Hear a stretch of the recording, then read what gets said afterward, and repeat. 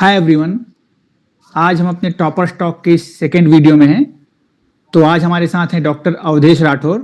So hello doctor Avadhesh, welcome to our show. Hello sir, thank you sir for inviting me in your great session sir. तो सबसे पहले doctor Awadhesh, आप हमको ये बताइए कि आप बिलोंग कहाँ से करते हैं, आपकी फैमिली बैकग्राउंड कैसी है? जी सर। मैंने government Dhanvantari Ayurveda medical college Ujjain से BMS कंप्लीट किया है 2021 में। सर वैसे मैं प्रॉपर उज्जैन का ही हूँ सर। ओके, ठीक। तो थैंक यू डॉक्टर अवधेश। अब आप हमें अपने BMS लाइफ के बारे में कुछ बताइए। आप अपनी BMS लाइफ में कैसे थे? आपने BMS की पढ़ाई कब कंप्लीट की और आपकी यूजी लाइफ कैसी रही है? जी सर। एज यूजुअल सर, जैसा सबका होता है यूजी लाइफ में बहुत फन और मस्ती की सर। हमारा एडमिशन सर 2014 बैच का है, 2014 बैच। 2014 में मेरा एडमिशन हुआ था और 2021 में कंप्लीट हुआ था with internship. Sir initial stage में मैं एक एवरेज स्टूडेंट था। मैंने पीजी के बारे में इतना सोचा नहीं था। क्लिनिकल प्रैक्टिस के बारे में ज़्यादा इन्वॉल्वमेंट था, क्लिनिकल प्रैक्टिस में ज़्यादा मेरा इंटरेस्ट था। लेकिन थर्ड ईयर फाइनल ईयर आते आते जब हमने हमारे सीनियर्स को देखा, कई बार यूट्यूब पे कुछ वीडियोस देखे, थोड़े गाइड हुए, मोटिवेट हुए, और बहुत सारे सीनियर जो पीजी कर रहे थे उनसे बात की, तो थोड़ा हमें भी लगा कि आयुर्वेद में भी कुछ अच्छा होना चाहिए। हम भी अपनी लाइफ पीजी करके शायद आयुर्वेद में भी अच्छा कर सकते। तो सर वहाँ से फिर मैंने पीजी प्रिपरेशन के बारे में सोचा, और पीजी की प्रिपरेशन सर मैंने मेनली फाइनल ईयर के बाद इंटर्नशिप पीरियड में ही कर पाया था सर। अच्छा, ठीक। Thank you, Dr. Avdesh, for sharing your PG experience with us. So now we come to our PG preparation. So everyone, सबसे पहले मैं आप लोग को बतलाना चाहूँगा और डॉक्टर अवधेश को कॉन्ग्रेचुलेट करना चाहूँगा। उन्होंने AIAPGT 2021 में ऑल इंडिया में 26th रैंक हासिल की है और अभी वर्तमान में वो all India institute of Ayurveda new Delhi में शल्य तंत्र विभाग से PG कर रहे हैं। तो सबसे पहले डॉक्टर अवधेश, पीजी प्रिपरेशन के बारे में जानने के पहले हम ये जानना चाहेंगे कि पीजी करने का आपका उद्देश्य क्या था। मतलब आपके अंदर ऐसी क्या सोच थी यूजी लाइफ में कि आपको लगा कि अब मैं पीजी कर लेता हूँ, और जो आपने इसकी इतनी बड़ी सफलता फिर हासिल की, उसका श्रेय आप किसे देना चाहेंगे? जी सर पीजी का मेरा मेन मोटो था कि जैसे एज यूजुअल आपको पता है सर, बीएमएस में हम काफ़ी बाउंडेड रहते सर। हमें न तो 100% एलोपैथिक का कहना चाहिए मान्यता नहीं मिलती, या कहीं भी कुछ छोटी मोटी प्रोसेस के लिए भी सर हमें काफ़ी ज़्यादा परमिशन वगैरह लेना पड़ती है। तो सर मुझे sir during the preparation of PMT से मुझे सर्जन बनने का मेरा ड्रीम था। तो that's why sir I choose MS शल्य तंत्र in all India institute of Ayurveda. और सर बात रही पीजी श्रेय की, तो सर मैं सबसे ज़्यादा श्रेय देना चाहता हूँ हमारे पेरेंट्स को, मेरे मम्मी पापा, जिन्होंने बहुत ज़्यादा सपोर्ट किया मेरा, हर कदम पे मुझे साथ दिया। उसके बाद हमारे जो मेंटोर है, जो मेरे सीनियर है, डॉक्टर कीर्ति कुमार अखंड सर, जिन्होंने जो खुद NIA से PG करे हुए हैं, और उन्होंने हरदम हमारे हर मोड़ पर हमें सपोर्ट किया, गाइड किया सर। संहिता कैसे पढ़ना, आपको कॉन्फिडेंस दिया, कॉन्फिडेंस बूस्ट किया। इसके साथ साथ सर हमारा एक ग्रुप था, मैं डॉक्टर जूली कोटवानी मैडम, उन्हें श्रेय देना चाहता हूँ। साथ में मेरे जो दोस्त थे जय श्री महाकाल मित्र मंडली सर, उन्होंने भी काफी सपोर्ट किया पीजी प्रिपरेशन के लिए। थैंक यू डॉक्टर अवधेश ये नॉलेज शेयर करने के लिए। अब डॉक्टर अवधेश, हम आपकी पीजी प्रिपरेशन की स्ट्रेटजीज के बारे में जानना चाहेंगे। आपने अपनी पीजी प्रिपरेशन कब से स्टार्ट की और इस तैयारी के दौरान आपकी स्ट्रेटजी कैसे रहती थी? जी सर मैंने फाइनल ईयर एंडिंग में पीजी प्रिपरेशन स्टार्ट की थी, लेकिन सर पीजी प्रिपरेशन स्टार्ट के जस्ट 1 ईयर 2 मंथ के बाद ही कोविड फेल करा था और लॉकडाउन सिचुएशन आ गई थी। पर उस टाइम इतना जो है ऑनलाइन स्टडी का प्लेटफॉर्म नहीं था, तो ऑफलाइन क्लासेस सारी बंद हो चुकी थी। थोड़ा डिप्रेशन लग रहा था सर कि प्रिपरेशन कैसे हो पाएगी, क्या होगा, क्योंकि सर मिनिमम 4 से 5 महीने तक तो ऐसे ही निकले। उसके बाद फिर धीरे धीरे वापस ऑनलाइन प्लेटफॉर्म का चालू हुआ, उससे हमने क्लासेस की। तो हमारा इंटर्नशिप पीरियड था सर, वो पूरा कोविड में निकल गया। उसके बाद सर इंटर्नशिप के बाद जो टाइम बचा था उसमें हमने अच्छे से मेहनत की, मेनली संहिता पे फोकस किया सर। संहिता बेस होती है किसी भी चीज का, मोस्टली आयुर्वेद में प्रिपरेशन का बेस संहिता होता है सर, तो संहिता पे मैंने फोकस किया और एक टाइम टेबल बनाकर स्टडी की सर। साथ में एक बात बताना चाहता हूँ कि ग्रुप स्टडी पे मैं बहुत ज्यादा फोकस करता था। ग्रुप स्टडी से आपके कंसेप्ट बहुत ज्यादा क्लियर होते थे, तो मैं ग्रुप स्टडी को बहुत ज्यादा प्रेफर करता था। हम सारे दोस्त मिलके डॉक्टर जुली कपूर, डॉक्टर तारण सिंह सोनगरा और अदर्स जो मेरे फ्रेंड्स थे, हम सब ग्रुप में स्टडी करते थे, तो उससे सर कम समय में हमने काफी चीजें कवर अप की थी सर। चलिए, थैंक यू डॉक्टर अवधेश। आपने जो बात बतलाई है अवश्य वो हमारे फ्रेंड्स के लिए हेल्पफुल होंगी, और मैं हमेशा ये बात मानता हूं कि एक पूर्ण सफलता प्राप्त करने के लिए यह तो जानना जरूरी है कि हमें कब क्या करना है, पर उसके साथ ही साथ उतना ही महत्वपूर्ण यह भी है कि हम ये भी जानें कि हमें क्या नहीं करना चाहिए। तो जी सर। मैं चाहूंगा कि आप हमारे फ्रेंड्स को बतलाएं कि आपके अनुसार वो ऐसी क्या चीजें हैं जिनसे इस परीक्षा की तैयारी के दौरान उन्हें बचना चाहिए। सर बहुत अच्छा बात बताई सर आपने। Most of them sir social media का जमाना है सर, तो हमें मोबाइल से उतना ही लगाव रखना चाहिए जितना हमारे काम हो सके। आप फेसबुक पे काम, फेसबुक व्हाट्सएप जो भी यूज कर रहे हैं, वो तो हमें पता है कि हम इससे दूर नहीं रह सकते, क्योंकि सारी इन्फॉर्मेशन सर व्हाट्सएप पे आती है। चाहे आप टेस्ट दे रहे हो या कुछ भी कर रहे हो, या फिर आप ऑनलाइन कोई टेस्ट सीरीज ज्वाइन किए, तो आप सभी के लिए आपको मोबाइल पे डिपेंडेंट होना रहता है। लेकिन आप उस पर कितना टाइम दे रहे हो, उसको उस समय को अलग से निर्धारित कीजिए। उसके साथ साथ आप क्या पढ़ना है और क्या नहीं पढ़ना है, सर ये बहुत कंफ्यूजिंग रहता है।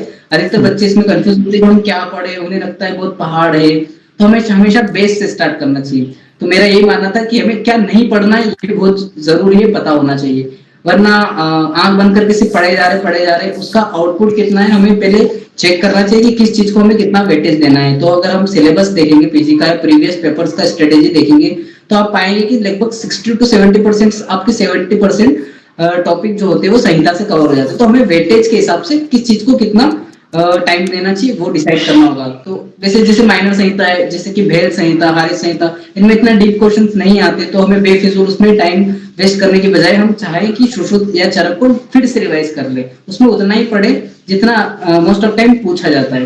तो सर ये बहुत जरूरी है, बच्चे इसमें बहुत कंफ्यूज होते हैं सर, मेरे ख्याल से।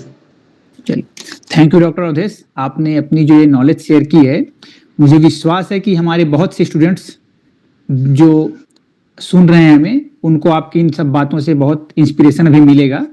तो मैं आगे जानना चाहूंगा डॉक्टर अवधेश, बहुत से स्टूडेंट अपनी तैयारी के दौरान इस बात में ही कंफ्यूज हो जाते हैं कि हम सब्जेक्ट वाइज पढ़ें या फिर संहिता वाइज। बहुत से बच्चे मतलब कहीं कोचिंग कर रहे हैं या फिर सेल्फ स्टडी कर रहे हैं या फिर अपने सीनियर से गाइड ले रहे हैं, तो कहीं से वो सुनते हैं कि संहिता पढ़नी चाहिए, कहीं से सुनते हैं सब्जेक्ट पढ़ना चाहिए, तो इस बीच वो कंफ्यूज रहते हैं। तो आपका इस बारे में क्या कहना है?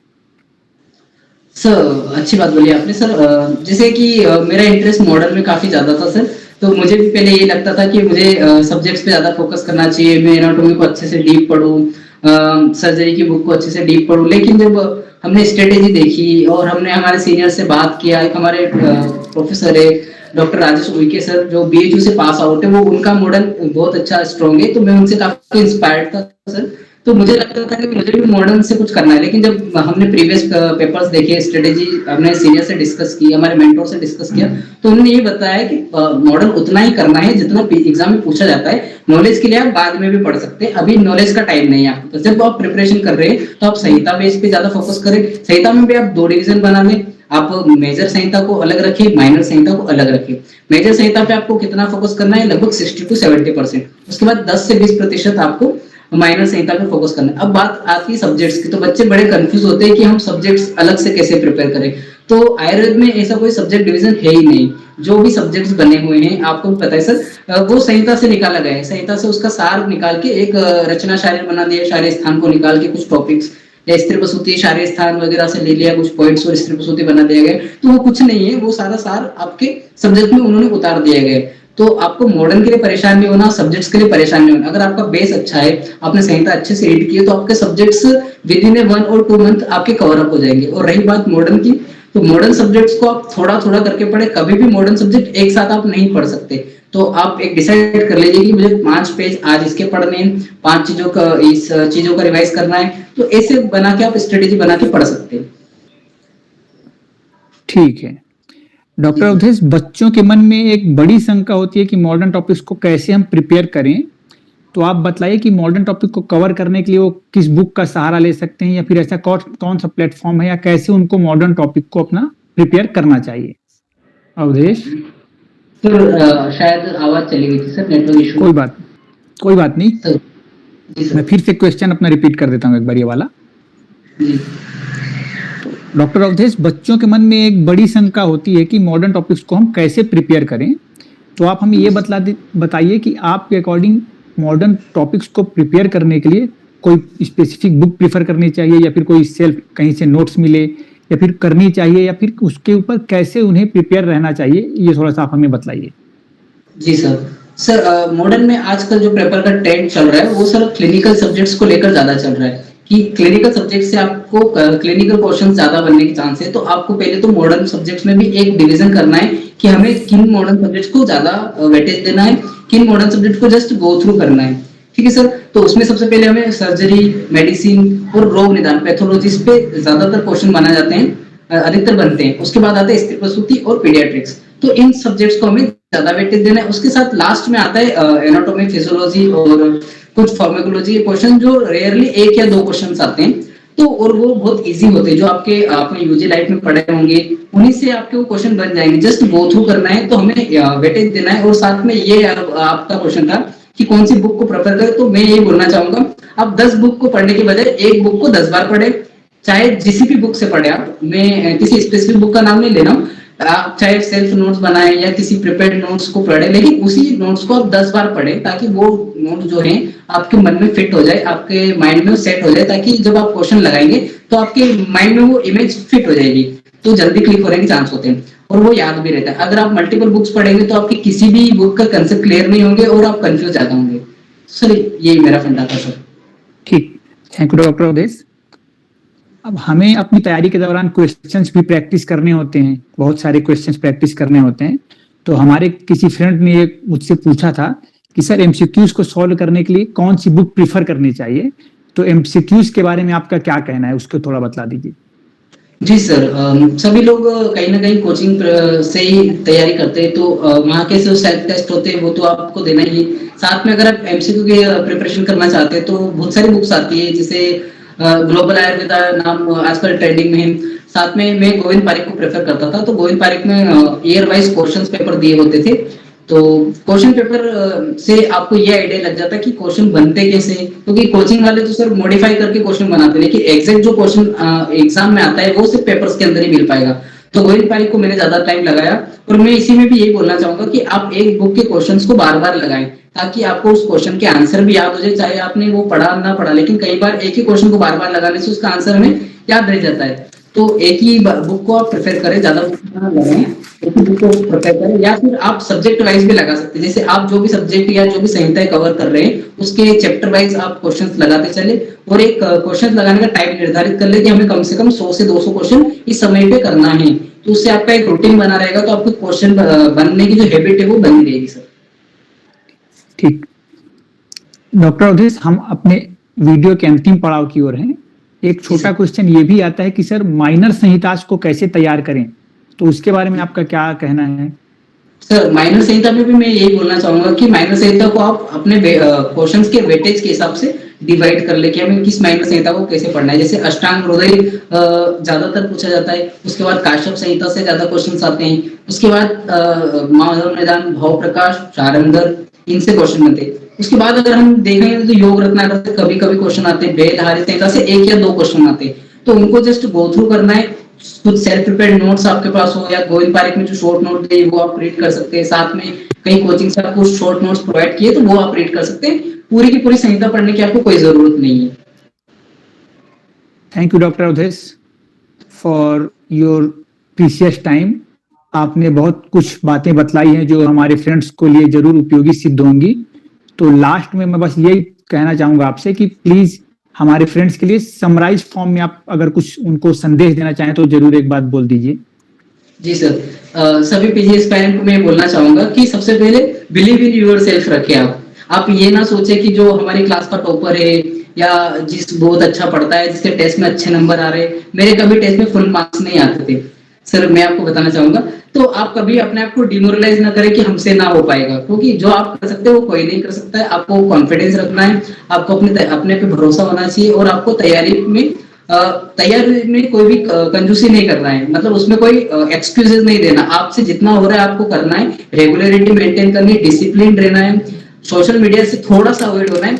हम मानते हैं कि आजकल नहीं पॉसिबल है, लेकिन थोड़ा अवॉइड करना उसे, और रेगुलरली टेस्ट देना है, और रेगुलरली क्वेश्चंस करना है। अगर आप लास्ट तक, एंडिंग तक बनाए रखते हैं तो डेफिनेटली आपका अच्छा स्कोरिंग आएगा और आपको अच्छा कॉलेज अलॉट होगा। Thank you doctor Avadhesh, we wish you all the very best for your bright future, और हमें विश्वास है कि हम जल्दी ही फिर से मुलाकात करेंगे। बहुत बहुत शुक्रिया आपका। Thank you so much sir.